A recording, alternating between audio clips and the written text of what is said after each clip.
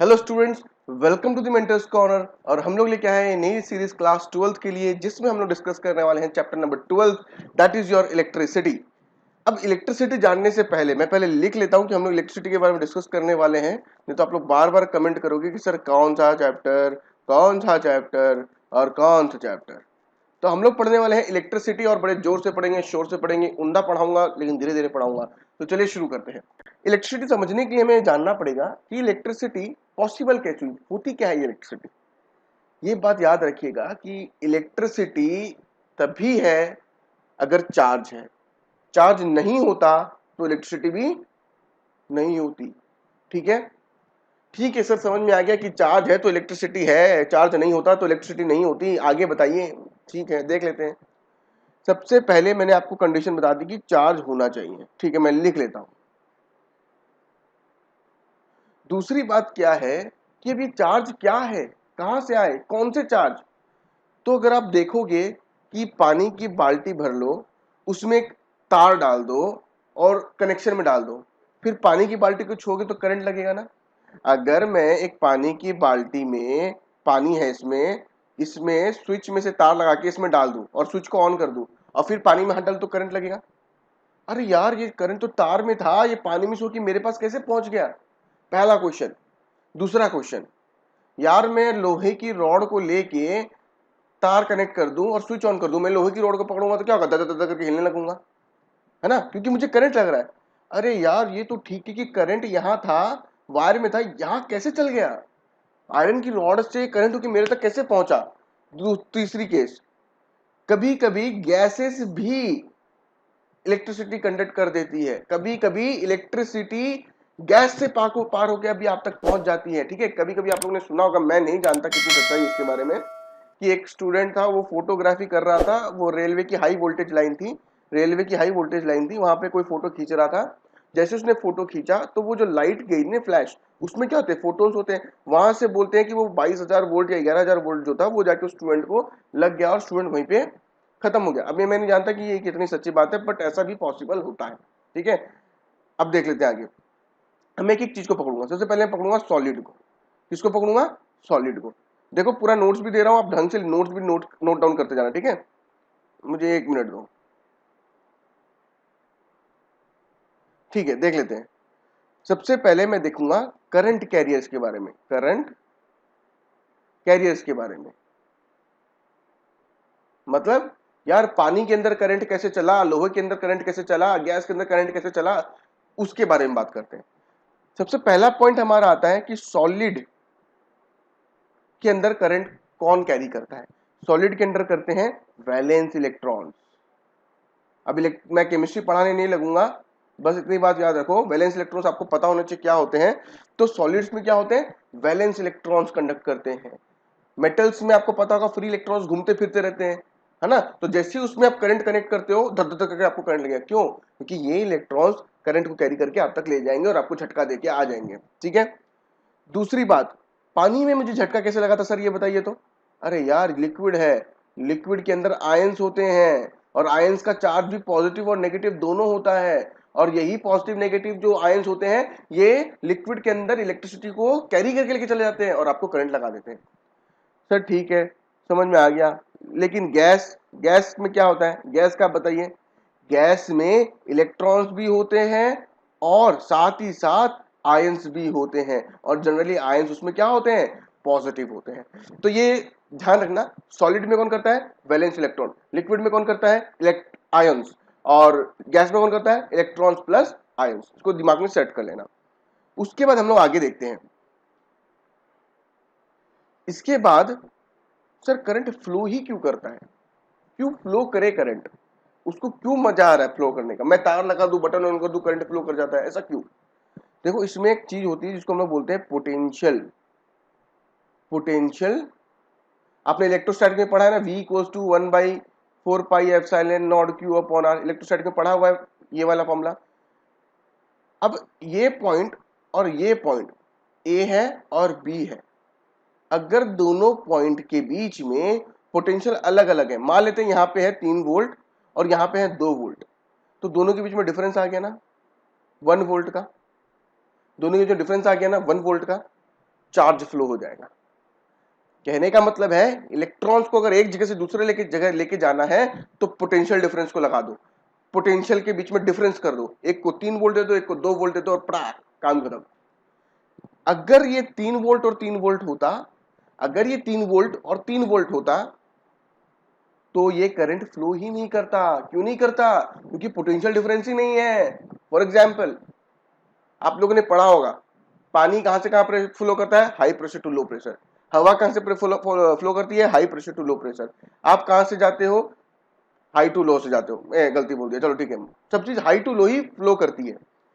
लेकिन उसी तरह इलेक्ट्रॉन्स भी high voltage sorry high potential to low potential travel करते हैं चार्ज। याद रखना, अगर कोई हाई नहीं कोई लो नहीं, दोनों सेम है तो चार्ज मूव नहीं करेगा। ठीक है, ये बात याद रखना। ठीक है, यहां तक क्लियर है? तो हमें याद रखनी है कि करंट जब फ्लो करता है या फिर चार्ज को फ्लो करवाना है तो पोटेंशियल डिफरेंस होनी जरूरी है। पोटेंशियल डिफरेंस नहीं होगा तो चार्ज फ्लो नहीं करेगा। यहां तक क्लियर है? और पोटेंशियल डिफरेंस के बारे में ज्यादा डिस्कस इसलिए नहीं कर रहा हूं क्योंकि ये इलेक्ट्रोस्टैटिक में बहुत डिटेल में डिस्कस किया हुआ है। ठीक है, आगे देखते हैं। अब हमें क्या करना है, जानना है सर इतनी देर से बता रहे हो करंट चार्ज जाएगा चार्ज जाएगा चार्ज जाएगा। अरे चार्ज जाएगा तो होगा क्या भाई? चार्ज अगर मूव करेगा ना तो करंट प्रोड्यूस होगा। क्या प्रोड्यूस होगा? करंट। और करंट से क्या होता है? पंखा चलता है, लाइट जलती है, हम लोग के घर में ओवन चलते हैं, उसमें पिज्जा बनते हैं, फिर उसको खा जाते हैं। तो अगर ये नहीं होता तो कुछ नहीं होता। ठीक है, तो चार्ज मूव तो करंट होता है। सर चार्ज मूव होता है तो करंट होता है, करंट क्या चीज है? करंट है क्या सर? करंट को समझाइए ना थोड़ा, देख लेते हैं। देखो करंट को हम लोग अगर डेफिनेशन वाइज देखें, अगर बुक की डेफिनेशन के हिसाब से देखें तो उसमें लिखा हुआ है, डेफिनेशन नोट करते चलना साथ साथ। It is defined as the it is defined as the rate of flow of charge। अब ये क्या बोल दिया मैंने? देखो पहले तो एक बात मैं आपको एक ट्रिक बताता हूं। कभी भी किसी भी चीज की रेट निकालने को बोले, कभी भी किसी की चीज की रेट निकालने को बोले तो हमें उसको टाइम से डिवाइड कर देना चाहिए। For example what is the volume flow rate? Volume flow rate मतलब volume divide by time. What is mass flow rate? Mass divide by time. What is charge flow rate? Charge divide by time. क्या बोला क्या बोला? Charge flow rate charge divide by time. Rate of flow of charge तो charge by time करना पड़ेगा। ओ मतलब charge by time कर दोगे तो मुझे क्या मिलेगा? मुझे मिल जाएगा करंट। ठीक है, तो करंट इक्वल्स टू हो जाएगा चार्ज अपॉन टाइम। समझ में याद रह जाएगा? जब भी किसी भी चीज की रेट निकालने को बोले तो उसको टाइम से आप डिवाइड कर देना। उसी तरह से मुझे यहाँ पे बोला rate of flow of charge, charge जो फ्लो हो रहा है उसकी रेट निकालो, तो फ्लो ऑफ चार्ज मतलब charge divide by time, rate of flow of charge. इसका मतलब क्या? करंट। सर अभी भी समझ में नहीं आया करंट क्या होता है? अभी देखो ये एक पाइप है, ये वायर है, पाइप नहीं बोलेंगे वायर बोलेंगे। इस वायर से चार्ज फुदुक फुदुक के जा रहा है, फुदुक फुदुक के जा रहा है, फुदुक फुदुक के जा रहा है, फुदुक फुदुक के जा रहा है। मैंने क्या किया, एक लाइन टान दी और टाइमर लेके बैठ गया। एक सेकंड में इससे कितने चार्ज पास कर रहे हैं, एक सेकंड में इस लाइन से कितने चार्ज पास कर रहे हैं, वो मेरे लिए हो जाएगा करंट। अगर 10 चार्ज पास कर रहे हैं पर सेकंड तो ये हो गया मेरे लिए करंट। 10 कूलम्ब पर सेकंड इज माई करंट। अब क्लियर हो गया होगा? ठीक है, अब देख लेते हैं उसके बाद हमें क्या करना है कि सर ठीक है करंट समझ में आ गया, आपने बताया, अच्छी समझाया, समझ में आ गया, ठीक है कि एक सेकंड में कितने चार्ज जाते हैं उसको हम करंट बोलते हैं। इसका यूनिट क्या होगा देख लेते हैं। चार्ज का यूनिट कूलम्ब। देख नहीं बोला कि इलेक्ट्रिसिटी में पढ़ा था ना, चार्ज का यूनिट कूलम्ब होता है।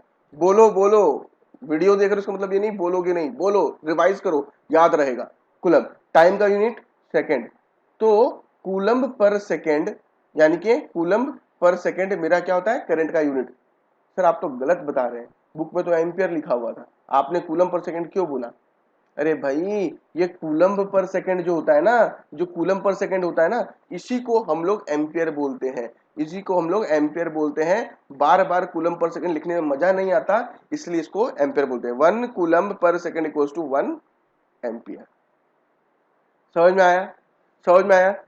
तो सर मैंने क्वेश्चन देखा था एक में डिफाइन 1 एम्पियर लिखा हुआ, तो उसको कैसे करेंगे? देख लेते हैं भैया कैसे करेंगे। अगर क्वेश्चन आ जाए डिफाइन 1 एम्पियर, तो उसको कैसे करेंगे? देखो फॉर्मूला क्या है, करंट को आई से, एक बात याद रखना, it is denoted by, current को हम लोग क्या करते हैं, it is denoted by capital I. ठीक है, डिनोटेड बाई कैपिटल आई, इसका यूनिट हो जाएगा एम्पियर। ऐसा यूनिट, ठीक है, ऐसा यूनिट है ये।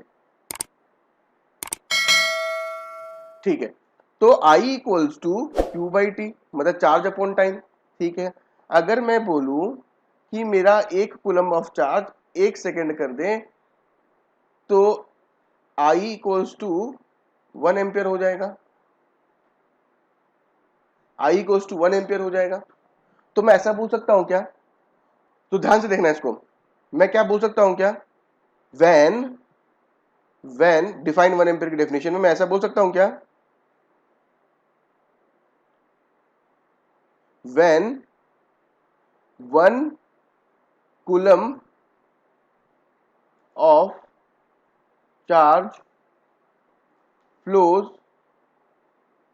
for 1 सेकेंड, जब 1 कूलम का चार्ज 1 सेकेंड के लिए फ्लो करता है, then it is said to be, then it is said to be 1 ampere. यहां तक किसी को कोई दिक्कत है क्या?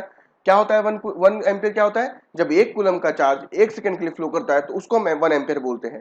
फॉर्मूला से निकाल लिया, 1 कूलम कर दो 1 सेकंड कर दो तो 1 एम्पियर आ गया। 1 कूलम का चार्ज 1 सेकंड के लिए फ्लो करता है, तो उसको हम एम्पियर बोलते हैं। आई होप यहां तक क्लियर है। उसके बाद एक और चीज हमें इसमें याद रखनी है, जो करंट होता है ना, करंट, ये हमारा स्केलर क्वांटिटी होता है। क्या होता है? स्केलर क्वांटिटी होता है। इसके पास सिर्फ और सिर्फ मैग्नीट्यूड होता है, डायरेक्शन नहीं होता। ठीक है, इसको नोट डाउन कर लिया होगा आप लोगों ने, नहीं किया तो वीडियो पॉज कीजिए और कर लीजिए। उसके बाद हम लोग देखते हैं नेक्स्ट टॉपिक। अच्छा, एक क्वेश्चन करते हैं, ठीक है, एक क्वेश्चन करते हैं। क्वेश्चन में दिया हुआ है, if find find find if 1 million electron 1 million electron are crossing in 1 millisecond through a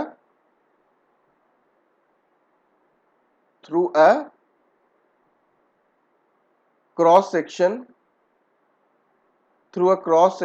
of a conductor।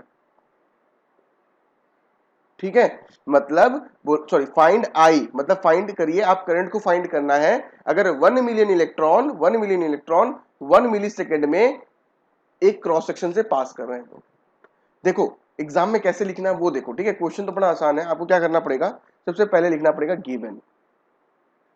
यहां पे गिवन क्या है, कितने इलेक्ट्रॉन्स हैं? 1 मिलियन, तो n इक्वल्स टू 1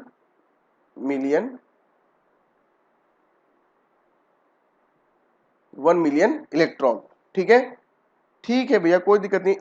1 मिलियन मतलब कितना होता है? 10 टू द पावर 6। 1 मिलियन कितना होता है? 10 टू द पावर 6। और एक इलेक्ट्रॉन का चार्ज कितना होता है? एक इलेक्ट्रॉन का चार्ज कितना होता है? 1 इलेक्ट्रॉन का चार्ज होता है 1.6 into 10 to the power minus 19 coulomb. एक इलेक्ट्रॉन का कितना चार्ज होता है? 1.6 into 10 to the power minus 19 coulomb. तो 1 मिलियन का कितना होगा? तो 1 मिलियन का हो जाएगा Q equals to N into E, that is 10 to the power 6 into 1.6 into 10 to the power minus 19 coulomb. हमें Q पता चल गया। टाइम कितना हो रहा है? टाइम मतलब T equals to 1 millisecond. 1 millisecond, 1 millisecond मतलब 10 to the power minus 3 second. तो करंट क्या हो जाएगा?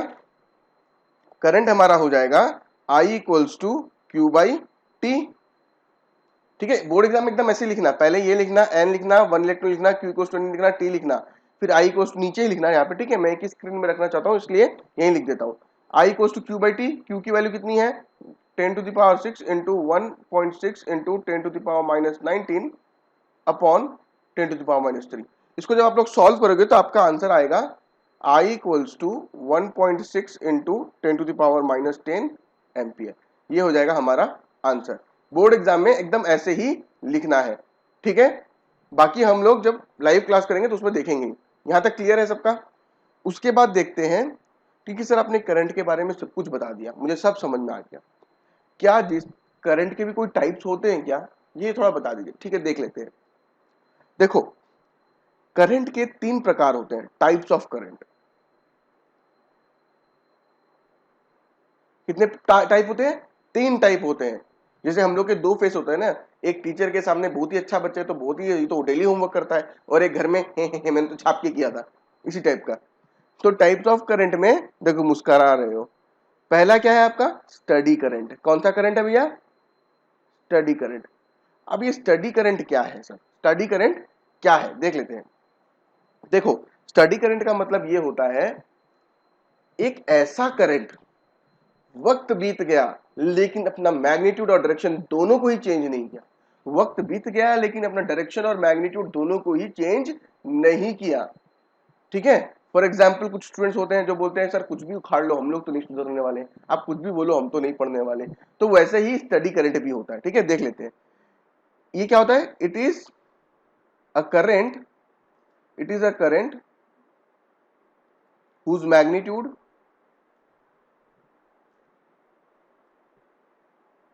whose एक सेकेंड,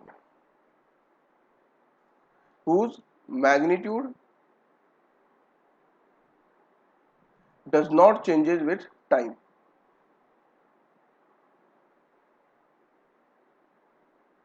with time आप इसमें ये भी बोल सकते हो कि मैग्नीट्यूड एंड डायरेक्शन। अब इसको पढ़ने का जैसे लगाओ ना कि सर ये तो डायरेक्ट करंट है, ये तो डायरेक्ट करंट है। सही में ये डायरेक्ट करंट ही है। डायरेक्ट करंट कौन सा करंट होता है? जो हम लोग के घर में जो बैटरी रिमोट से चलता है ना, रिमोट वाली बैटरी, वो हमें डायरेक्ट करंट प्रोवाइड करती है। तो वही एक एग्जांपल है स्टडी करंट का। अगर 3 एम्पीयर करंट दे रहा है तो अभी भी 3 एम्पीयर ही देगा, 2 मिनट बाद भी 3 एम्पीयर देगा, 10 दिन बाद भी 3 एम्पीयर ही देगा, जब तक वो बैटरी खराब नहीं हो जाती। इसका ग्राफ कैसा बनेगा देखो, इस अलोंग वाई एक्सिस मेरा करंट है, अलोंग एक्स एक्सिस मेरा टाइम है। ये 0 हो गया, ये 1 सेकेंड, ये 2 सेकेंड, ये 3 सेकेंड, ये 4 सेकेंड, ये 5 सेकेंड, ये 6 सेकेंड। ये मान लेते 1 एम्पियर, ये 2 एम्पियर, ये 3 एम्पियर, ये हो गया 4 एम्पियर। मेरी बैटरी 4 एम्पियर करंट हमेशा देती है, तो इसका ग्राफ कैसा बनेगा? ऐसा। It will not change with time, it will not change with time. इसको नोट डाउन कर लो, हम आगे बढ़ते हैं उसके बाद।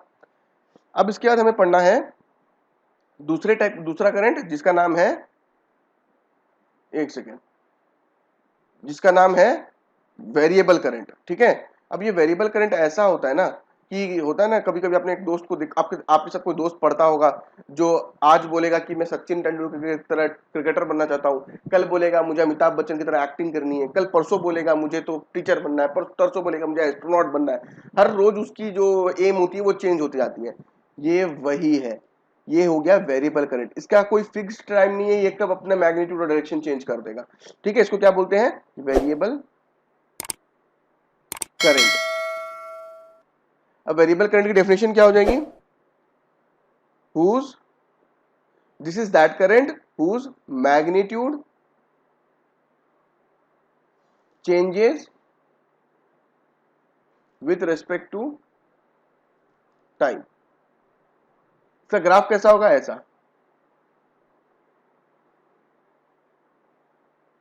ये हो गया मेरा I, ये हो गया मेरा T।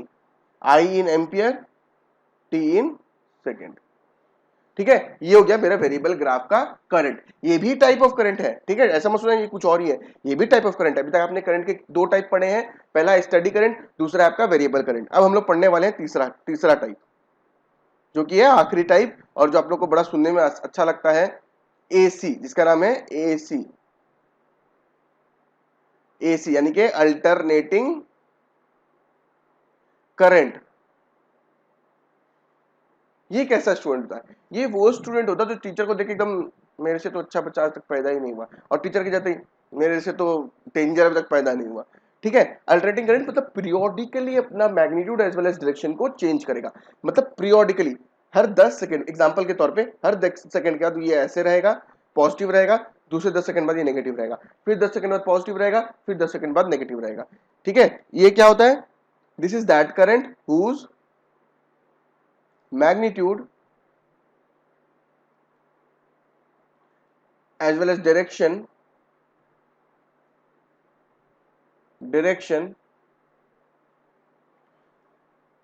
changes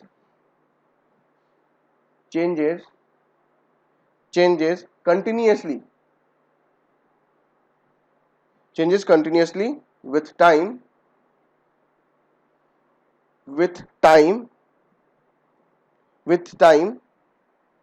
whose, sorry मैंने कुछ गलती लिख दिया यहाँ पे, whose magnitude changes continuously with time and direction changes periodically मतलब ऐसे देखो, दिखा रहा हूं,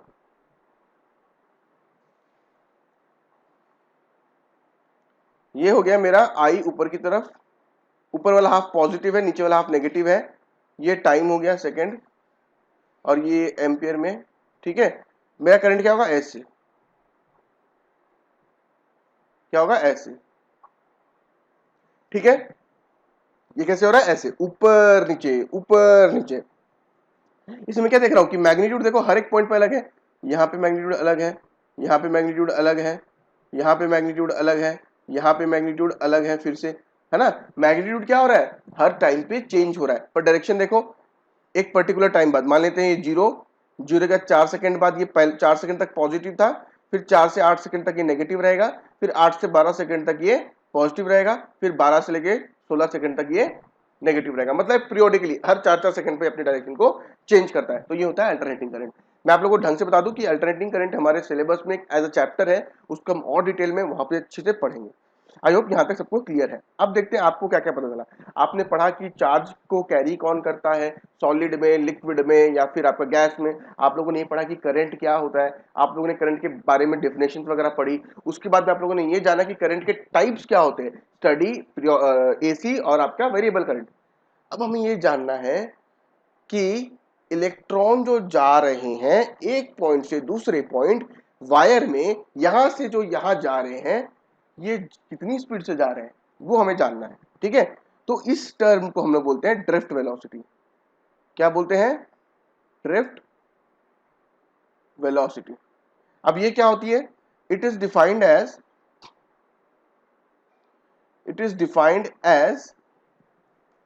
the average velocity. It is defined as the average velocity with which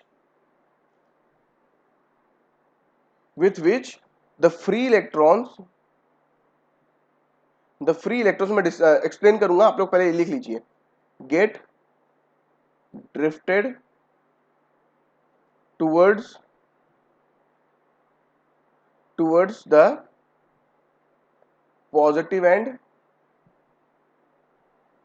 of the conductor. पहले डेफिनेशन लिख लीजिए, ठीक है? Positive end of the conductor under the influence of electric field applied.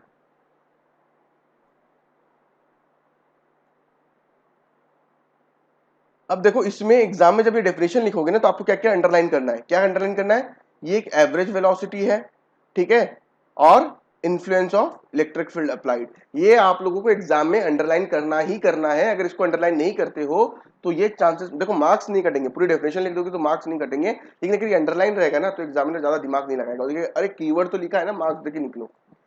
अब हमें क्या करना है ये समझना है। देखो स्कूल है, स्कूल में आराम से बैठे हो आप लोग, ठीक है, स्कूल में आप लोग आराम से बैठे हुए हो, टंग टंग टंग टंग घंटी बजी असेंबली की। असेंबली मतलब हम लोग जाके जो प्रार्थना करते हैं, लाइन में लगते हैं, हाथ जोड़ते हैं, जो भी करते हैं।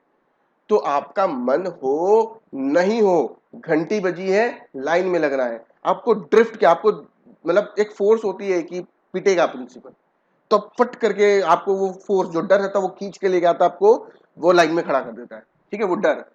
उसी तरह से इलेक्ट्रॉन अपने कंडक्टर में आराम से बैठे हुए हैं, दोस्तों से बात कर रहे हैं, उसका टिफिन खा रहे हैं, इसका टिफिन खा रहे हैं, आराम से जिंदगी बिता रहे हैं। जैसे ही मैंने बैटरी लगाई, सर्किट को क्लोज किया, देखो ये कंडक्टर है, ये मैंने अभी बैटरी नहीं लगाई हुई है, ये ऐसे रखा हुआ है, कुछ नहीं लगा, तो आराम से लोग कोई जिंदगी में तो गम ही नहीं है लोगों के। जैसे ही बैटरी लगेगी मतलब एक पॉजिटिव टर्मिनल आ गया और एक नेगेटिव टर्मिनल आ गया, पॉजिटिव टर्मिनल आ गया, नेगेटिव टर्मिनल आ गया, इलेक्ट्रिक फील्ड आ जाएगी ना, क्योंकि electric field positive to negative flow करती है, मैंने बताया था। तो positive to negative electric field आएगी, तो देखो ये इलेक्ट्रिक फील्ड जाएगी ऐसे, पॉजिटिव से लेके नेगेटिव में इलेक्ट्रिक फील्ड जाएगी। अब इलेक्ट्रिक फील्ड का कंसेप्ट अगर हम लोग याद करें तो मैंने आप लोगों को बताया था कि अगर कोई पॉजिटिव चार्ज को इलेक्ट्रिक फील्ड में रख दो, तो अगर इलेक्ट्रिक फील्ड का डायरेक्शन ये है तो पॉजिटिव को इसी डायरेक्शन में धक्का लगेगा, पुश। आप खड़े हो, मैं आपको धक्का मार दूंगा, ठीक है। तो ये हो गया, पॉजिटिव को इलेक्ट्रिक फील्ड के ही डायरेक्शन में फोर्स लगती है। माइनस को क्या होगा, अगर मेरी इलेक्ट्रिक फील्ड इधर है और माइनस को आपने इधर रखा तो फोर्स उल्टे साइड पे लगेगी, उल्टे साइड पे। कहने का मतलब अगर इलेक्ट्रिक फील्ड इधर जा रही है, पॉजिटिव चार्ज आए तो साथ में लेके चली जाएगी, अगर इलेक्ट्रिक फील्ड इधर जा रही है और नेगेटिव चार्ज आए तो उसको पीछे फेंक देगी। क्लियर है। तो क्या होगा, इस इलेक्ट्रिक फील्ड की वजह से, इस इलेक्ट्रिक फील्ड की वजह से क्या होगा कि जो इलेक्ट्रॉन्स यहां बैठे हैं एक्स्ट्रा, अब इलेक्ट्रिक फील्ड तो पॉजिटिव टू नेगेटिव जा रही है, ऐसे जा रही है, ऐसे जा रही है, तो ये इलेक्ट्रॉन्स क्या होंगे, यहां से निकल के जाएंगे ऐसे, टक टप टप टप टप टप टप टप टप यहां पहुंचेंगे, और यहां से पॉजिटिव वाला चार्ज जो है ऐसे करके आएगा ऐसे। यहां तक क्लियर है, आई होप। अब आपको ये भी पता चल गया होगा कि इलेक्ट्रॉन्स क्यों नेगेटिव टू पॉजिटिव जाते हैं, ये चीज पता चल गई होगी आप लोगों को, क्योंकि इलेक्ट्रिक फील्ड के इफेक्ट की वजह से। अब ये ऐसे ही नहीं जाती है, इलेक्ट्रिक फील्ड क्या करती है, धक्का पकड़ पकड़ पकड़ पकड़ पकड़ पकड़ के लेके जाती है। तो उसी कारण से क्या होता है, ये जो इलेक्ट्रॉन आराम से यहाँ बैठा हुआ था, इस पे फोर्स लगेगी, इसको धक्का लगेगा और ये इस पॉइंट से इस एंड तक पहुंच जाएगा। तो जिस वेलोसिटी से ये जाता है उसको हम लोग ड्रिफ्ट वेलोसिटी कहते हैं, उसको हम लोग क्या कहते हैं, ड्रिफ्ट वेलोसिटी कहते हैं। आई होप यहां तक एकदम झकास क्लियर है।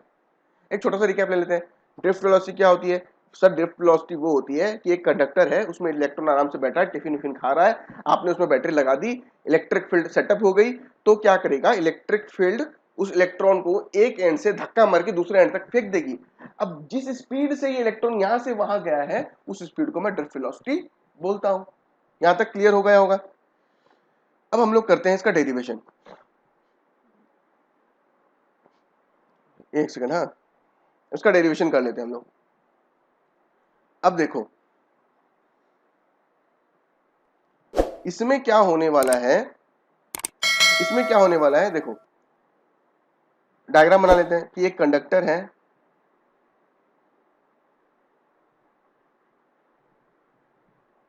मैंने ये लगा दिया, कंडक्टर की लेंथ है L।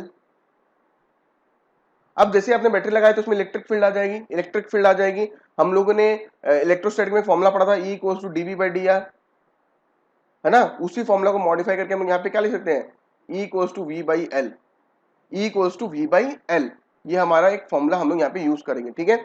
उसके बाद में अब देखो आप लोग का ऐसे और भी कुछ लिखना पड़ेगा यहाँ पे, देखो क्या लिखना पड़ता है बताता हूँ। बोर्ड एग्जाम में सीधे ऐसे ही लिखना है आप लोगों को, क्या लिखना है मैं दिखा रहा हूँ। यहाँ पे लिखोगे in the presence of electric field, in the presence of electric field electron sorry force experienced by electron क्या होगी, F equals to minus Q E. Q is the charge of an electron, minus क्यों, क्योंकि electron के बारे में बात कर रहे हैं। ये फॉर्मूला जिसको याद नहीं है वो हम लोग का ये फॉर्मूला था, E इक्वल्स टू F/Q, हम लोगों ने इलेक्ट्रोस्टैटिक में यूज किया था, cross multiply F equals to minus Q E. ठीक है, आई होप ये चीज क्लियर है। ये हो गई हमारी इक्वेशन 1। बट सर आपने तो पढ़ाया F इक्वल्स टू ma भी होता है, तो लिख लो ना, पढ़ाया तो एक्सेलरेशन क्या हो जाएगा, ये हो गया, ठीक है। इसको इक्वेशन 1 नहीं मार्क करेंगे, ठीक है, इसको मार्क करेंगे इक्वेशन 1। ये हो गई मेरी इक्वेशन नंबर 1। अब उसके बाद में हमें क्या करना पड़ेगा कि किसी भी टाइम टी पे, किसी भी टाइम टी पे एक इलेक्ट्रॉन की वेलोसिटी क्या होगी। अच्छा सर, एट हम लोग लिख सकते हैं at any instant, at any instant time t at any instant time t, उसकी वेलोसिटी क्या होगी, एक इलेक्ट्रॉन की वेलोसिटी होगी v1 equals to u1 plus a t। हम लोग यहाँ पे टाउ यूज करेंगे, टाउ को मैं आगे बताऊंगा कि क्या होता है। दूसरे की वेलोसिटी होगी ये, इसी तरह से nth इलेक्ट्रॉन की वेलोसिटी होगी ये। कहने का मतलब है वहां तो बहुत सारे इलेक्ट्रॉन है, एक इलेक्ट्रॉन की velocity v1 equals to u1 plus a tau 1, second वाले की v2 equals to u2 plus a tau 2, third वाले की v3 plus v3 equals to u3 plus a tau 3। उसी तरह nth की क्या हो जाएगी, vn equals to un plus a tau n, है ना। अब हमें यहाँ पे देखो डेफिनेशन में क्या बोला है कि ये एक एवरेज वेलोसिटी है। क्या है ये, एवरेज वेलोसिटी है। तो मैं ये जितनी भी वेलोसिटी है सभी इलेक्ट्रॉन्स की उसका एवरेज निकाल लेता हूं। कैसे निकालूंगा, vd equals to v1 plus v2 plus dot dot dot plus vn divide by n, ये मेरा एवरेज आ गया। मैं सबकी वैल्यू पुट करता हूं यहाँ पे, मैं ना इसको ना यहाँ पे लिख रहा हूं, ठीक है, एक सेकेंड। अच्छा यहां से लिखता हूं, ठीक है, यहाँ पे, ताकि बाद में जाके आप सारे कॉपी कर पाओ, ठीक है। vd इक्वल्स टू क्या हो जाएगी, v1 plus v2 plus v3 plus dot dot dot plus vn upon n, ये मेरी ड्रिफ्ट वेलोसिटी है। v1 की वैल्यू क्या हो जाएगी, u1 plus a tau 1 plus u2 plus a tau 2 plus dot dot dot dot plus un plus a tau n। Tau n को लेके ज्यादा दिमाग मत लगाओ, अभी समझाऊंगा टाउ n को मैं। ये हो गया मेरा vd की वैल्यू। क्या मैं इसको अलग अलग कर सकता हूं उस तरह से, u1 u2 plus dot dot dot plus un divide by n plus a tau 1 plus a tau 2 plus dot dot dot plus a tau n upon n। मैं समझ सकता हूं, मेरी खोपड़ी आ गई होगी, रुको, ये लो, अभी ठीक है, अभी ठीक है। तो ये हो गया। उसके बाद में क्या हो जाएगा, अब एक चीज देखो, ये जो चीज है ना, ये चीज, ये जो यहाँ पे दिख रहा है, ये जो यहाँ पे दिख रहा है, इसको हम लोग बोलते हैं एवरेज थर्मल वेलोसिटी। क्या बोलते हैं इसको, average thermal velocity of free electrons. तो u1 plus u2 plus dot dot dot dot plus un upon n is equals to average thermal velocity of free electrons. क्या ये average thermal velocity of free electrons. और ये बात एकदम दिमाग में डाल लो, ये बात एकदम दिमाग में डाल लो कि average thermal velocity of free electron क्या होती है, जीरो होती है। क्या होती है, जीरो होती है। इसको क्यों होती है हम लोग नीट एंड जेईई के लेक्चर में देखेंगे, फिलहाल बोर्ड के लिए ये जरूरत नहीं है, ठीक है। Average thermal velocity of free electrons क्या होती है, जीरो होती है। तो अब ये मेरा फॉर्मूला क्या बन जाएगा, मेरा फॉर्मूला आसान हो जाएगा, vd equals to a tau 1 a, अच्छा मैं इसमें से a भी कॉमन ले लेता हूं, इस वाले पोर्शन में a कॉमन ले लेता हूं, क्या आएगा, a tau 1 tau 2 plus dot plus tau n upon n। और ये जो है ना, ये जो पोर्शन जो आपको दिखाई दे रहा है, ये वाला जो पोर्शन होता है, इसको मैं बोलता हूं, इसको मैं बोल देता हूं कि vd equals to a tau, where tau is called relaxation time. क्या होता है ये, रिलैक्सेशन टाइम। और इसकी वैल्यू क्या होती है, इसकी वैल्यू होती है, एक सेकंड, हाँ, इसकी वैल्यू होती है tau 1 plus tau 2 plus dot dot dot dot plus tau n upon n, ठीक है। अब बोलोगे सर इतना देर हो गया, टाउ बताऊंगा टाउ बताऊंगा, बताते तो है नहीं, खाली बोलते टाउ बताऊंगा। अरे देखो कुछ नहीं है, रिलैक्सेशन टाइम है। ये एक इलेक्ट्रॉन है, यहाँ एक इलेक्ट्रॉन है, ये गया, ये टकराया, टकराने के बाद ये दूसरे इलेक्ट्रॉन से टकराने जाएगा, मान लेते यहाँ पे टकराया, तो ये इससे टकराया फिर दूसरे से टकरा रहा है, दो सक्सेसिव कॉलिजन, मतलब इससे टकराने और इससे टकराने के बीच में जो टाइम लगता है इसे, उसे रिलैक्सेशन टाइम बोलते हैं। फॉर एग्जाम्पल, मैंने तुम्हें खींच के थप्पड़ मारा, फिर मैं जाके दूसरे स्टूडेंट को थप्पड़ मार रहा हूं, तो मुझे कुछ टाइम लगा होगा, तुम्हें मारा उसके बाद 5 सेकंड बाद मैं दूसरे को मार रहा हूं, this 5 second is called relaxation time. एक इलेक्ट्रॉन इससे टकराया, फिर 5 सेकंड बाद दूसरे से टकराया, 5 second is called relaxation time, ठीक है। तो रिलैक्सेशन टाइम आपको समझ में आ गई होगी, टाउ जिसको बोल रहे हैं, ठीक है। उसके बाद में हमें क्या करना है, अब देखना है इसके आगे क्या लिख सकते हैं। अब देखो vd इक्वल्स टू ए का मतलब क्या था, ये था ना, ए का मतलब ये था ना, ए का मतलब ये था ना, देखो ये हो गया A equals to minus Q E tau upon M, ये है हमारा ड्रिफ्ट वेलोसिटी का फॉर्मूला। क्या है ये हमारा ड्रिफ्ट वेलोसिटी का फॉर्मूला। कोई कोई इसको क्यू नहीं लिख के स्मॉल ई भी लिखता है, मतलब ऐसे भी लिख सकते हो V D equals to minus E tau upon M. And दोनों ही केस में ये जो क्यू है, ये दोनों ही केस में ये और ये क्या है, दोनों क्या है, इलेक्ट्रॉन है, और इसकी वैल्यू क्या है, Q equals to E equals to 1.6 into 10 to the power minus 19 coulomb. तो हमारा हो गया ये ड्रिफ्ट वेलोसिटी का डेरिवेशन। इसको आप लोग देख लो एक बार, ठीक है। ये मैंने आप लोगों के लिए स्क्रीन ऐसे कर दी, देखो, ठीक है। इसको आराम से आप लोग अब वीडियो को पॉज करके आप आराम से इसको नोट डाउन कर सकते हो, ठीक है। इसकी डेफिनेशन यहां पे है, ठीक है। उसके बाद अब हम लोग पढ़ने वाले हैं कि, मैं इसको मिटा देता हूं। अब उसके बाद में हम लोग पढ़ने वाले जो हैं उसका नाम है relation between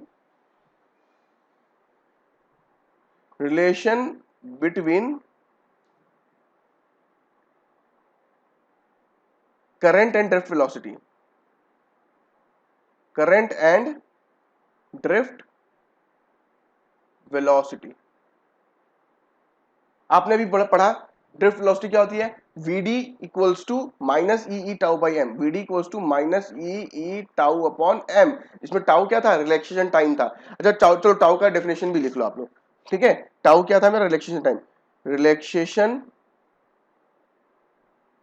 time is the average time that has elapsed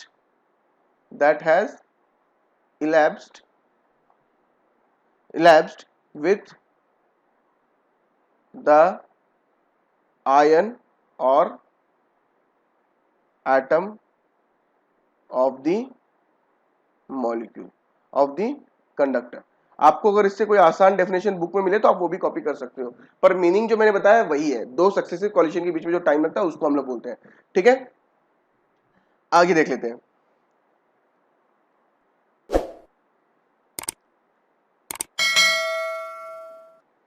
उसके बाद में हमें पढ़ना है रिलेशन बिटवीन करंट एंड ये। तो पहले हम क्या करेंगे, डायग्राम बनाएंगे सबसे पहले, सबसे इंपॉर्टेंट होता है बोर्ड एग्जाम में। देखो एक बात बताओ, कोई भी डेरिवेशन करते हो उसके तीन पार्ट होते हैं, diagram, body, proof. Diagram, body, proof. Diagram का 1 मार्क्स, बॉडी का 1 मार्क्स, और रिमेनिंग जो भी बचे कुछ मार्क्स होते हैं वो आपके प्रूफ के हो जाते हैं, ठीक है। फॉर एग्जाम्पल 5 नंबर में अगर आता है तो 1 मार्क्स डायग्राम का, 1 मार्क्स बॉडी का, 3 मार्क्स प्रूफ के। 3 मार्क्स में आता है तो हाफ मार्क्स बॉडी का, हाफ मार्क्स डायग्राम का, रिमेनिंग जो 2 मार्क्स होते हैं वो प्रूफ के हो जाते हैं। तो अगर इसमें से कोई भी कंपोनेंट आपका छूट जाता है तो आपके नंबर गए। देखो मैं क्या करूंगा, एक कंडक्टर बनाऊंगा, ये हो गया मेरा कंडक्टर, ठीक है। इसकी लेंथ कितनी है, एल है। कितनी लेंथ है, एल है। और यहां पे मैं लगा देता हूं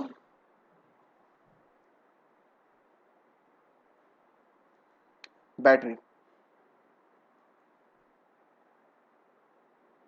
यहां पे मैंने क्या लगा दी, बैटरी लगा दी।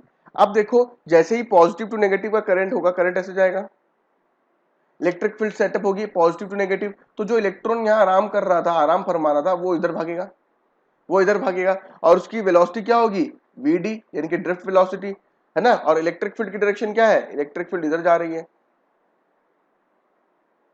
इलेक्ट्रिक फील्ड मेरी इधर जा रही है, लेंथ हो गया, इसमें सब कुछ हो गया। अब मुझे क्या करना पड़ेगा, पहले सबसे पहला स्टेप क्या होगा, इस डायग्राम को एक्सप्लेन करना पड़ेगा। कैसे करते हैं वो देखो, हम लोग क्या लिखेंगे, मैं जो यहाँ पे डायग्राम मैंने क्या बनाया, एक कंडक्टर बनाया, बैटरी लगाई, और कंडक्टर की लेंथ एल है, ठीक है। और इसका क्रॉस सेक्शन एरिया, ये दिख रहा है, ये एरिया, ये क्रॉस सेक्शन एरिया है, ये वाला, ये वाला क्रॉस सेक्शन एरिया है, ठीक है। मैं लिखूंगा let us consider a conductor of length L, ऐसे ब्रैकेट ऐसे कोमा में डालोगे, of length L, comma, area of cross section A, area of cross section A as connected with a battery as shown in figure, यहां तक clear है। उसके बाद में मुझे यहाँ पे ये देखना पड़ेगा कि देख यार, ये कंडक्टर है, इसका लेंथ L है, एरिया A है, लेंथ L है और एरिया है A है। इसका वॉल्यूम क्या हो जाएगा? Volume of the conductor will be,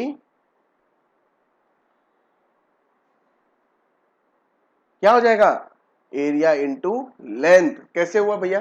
sir area का यूनिट होता है मीटर स्क्वायर, लेंथ का यूनिट होता है मीटर, अल्टीमेटली मीटर क्यूब आया, जो कि यूनिट किसका है? वॉल्यूम का है। तो एरिया इंटू लेंथ क्या होता है? वॉल्यूम होता है, दिमाग में याद रखना, ठीक है। उसके बाद में मैं बोलूंगा let n be the number density of electron, अब ये नंबर डेंसिटी ऑफ इलेक्ट्रॉन क्या होती है? देखो, नंबर डेंसिटी ऑफ इलेक्ट्रॉन बहुत ही आसान चीज है।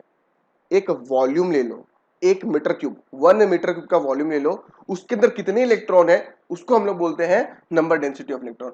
एक वॉल्यूम ले लो जिसका वॉल्यूम है 1 मीटर क्यूब, उसमें कितने इलेक्ट्रॉन है उसको हम लोग बोलते हैं आपका नंबर डेंसिटी ऑफ इलेक्ट्रॉन।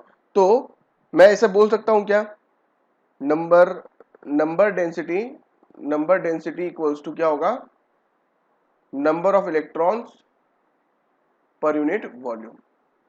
मतलब कोई भी 1 मीटर क्यूब में कितने इलेक्ट्रॉन्स है, ठीक है। तो अगर n आपका नंबर डेंसिटी ऑफ इलेक्ट्रॉन है तो टोटल नंबर ऑफ इलेक्ट्रॉन कितना होगा?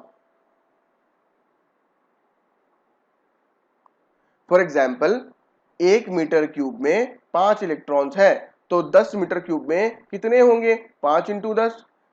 11 मीटर क्यूब में कितने होंगे? 5 इंटू 11। क्यों? क्योंकि 1 मीटर क्यूब में इतना है, तो 10 में कितने होंगे? इतने। 11 में कितने होंगे? इतने, है ना। उसी तरह से अगर एक 1 मीटर क्यूब में n इलेक्ट्रॉन्स है तो इतने वॉल्यूम में कितने होंगे? n into a into l हो जाएंगे, n into a into l हो जाएंगे। आई होप ये चीज क्लियर है। अरे भैया, 1 मीटर क्यूब में 2 इलेक्ट्रॉन है, तो 2 मीटर क्यूब में कितने होंगे? 4। 3 मीटर क्यूब में होंगे 3 इंटू 2, 4 में कितने होंगे? 4 इंटू 2। सिंपल सा लॉजिक है। अगर एक चॉकलेट का दाम 10 रुपए है तो 2 चॉकलेट का कितना होगा? 20 रुपए। तो अगर 1 मीटर क्यूब में इतने इलेक्ट्रॉन्स है तो इतने वॉल्यूम में कितने इलेक्ट्रॉन होंगे? निकाल लिया मैंने।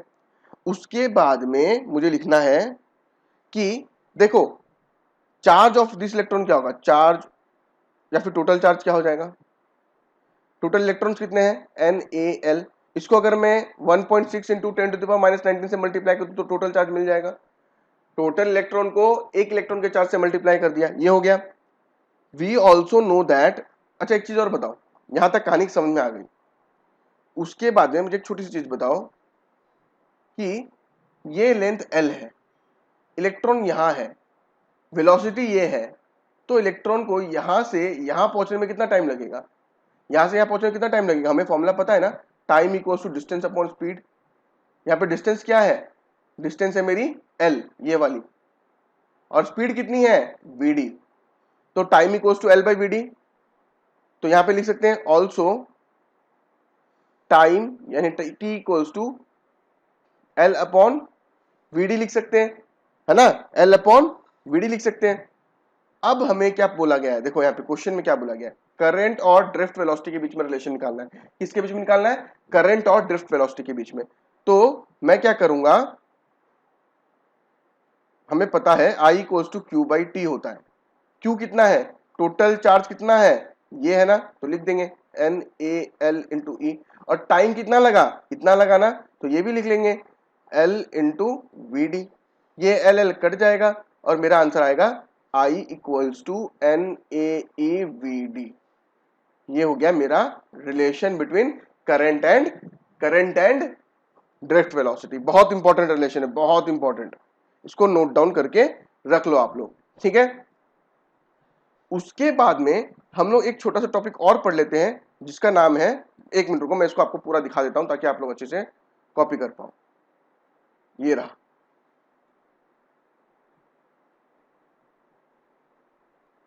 ठीक है, ये हेडिंग लिख लेना, रिलेशन बिटवीन, पॉज कर लो, लिख लो, और अब ये कर लो, पॉज कर लो और लिख लो इसको, ठीक है।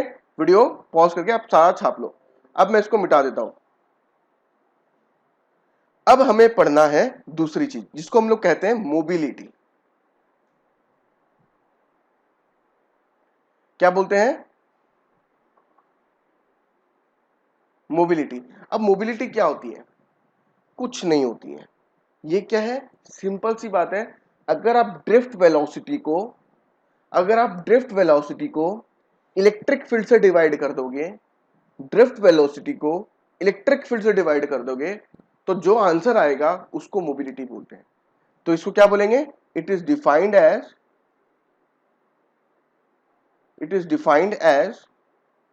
मैग्नीट्यूड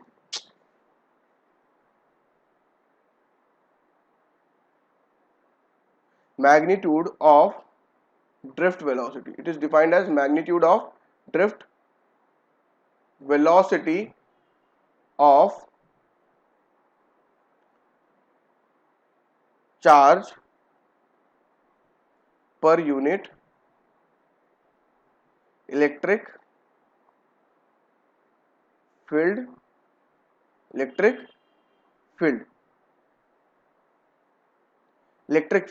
बोला है it is defined as the magnitude of drift velocity of charge पर यूनिट, मतलब डिवाइड इलेक्ट्रिक फील्ड। इसको किससे डिनोट करते हैं? It is denoted by mu से डिनोट करते हैं, ठीक है। और इसका फॉर्मूला क्या होता है? Mu equals to VD, drift velocity का magnitude divide by E. Magnitude क्यों कहा? क्योंकि इसकी फॉर्मूला क्या था हमारा? VD equals to minus E tau by M था ना। मैग्नीट्यूड मतलब ये माइनस अपने को नहीं लेना, ठीक है। तो मैं यहां पुट करता हूं वीडी की वैल्यू कितनी है? ई टाउ बाई एम, और यहां पे ई, इसका ये तो ये और ये गया, मेरा आया ई टाउ अपॉन एम। तो म्यू की वैल्यू क्या होगी? ई टाउ अपॉन एम। अब देखो, ये हो गया मेरा फॉर्मूला, ये क्या हो गया मेरा फॉर्मूला। और इसकी एसआई यूनिट क्या होती है? इसकी एसआई यूनिट होगी, देखो, mu equals to VD upon E है ना। वीडी मतलब वेलोसिटी, ड्रिफ्ट वेलोसिटी मीटर पर सेकेंड, और इलेक्ट्रिक फील्ड की यूनिट क्या होती है? न्यूटन पर कूलम। यानी कि हमारा आंसर आएगा न्यूटन इनवर्स कूलम मीटर पर सेकेंड इनवर्स। ये हमारा इसका यूनिट हो जाएगा। ये न्यूटन ऊपर गया, इनवर्स कूलम रहेगा, मीटर रहेगा, सेकंड ऊपर जाएगा, ये हो जाएगा इसका यूनिट। तो ऐसा यूनिट क्या है? Newton inverse coulomb metre second inverse. तो ये हो गया हमारे एसआई यूनिट, ठीक है। अब उसके बाद हमें जो पढ़ना है वो है हमारा ओम्स लॉ। क्या, कौन सा लॉ? Ohm's law. अब ओम्स लॉ बहुत ही लंबा चलेगा, तो इसको बेहतर रहेगा कि हम लोग नेक्स्ट क्लास में करें, ठीक है। तो आज के लिए इतना ही रखते हैं, फिर मिलेंगे नेक्स्ट क्लास में। Thank you.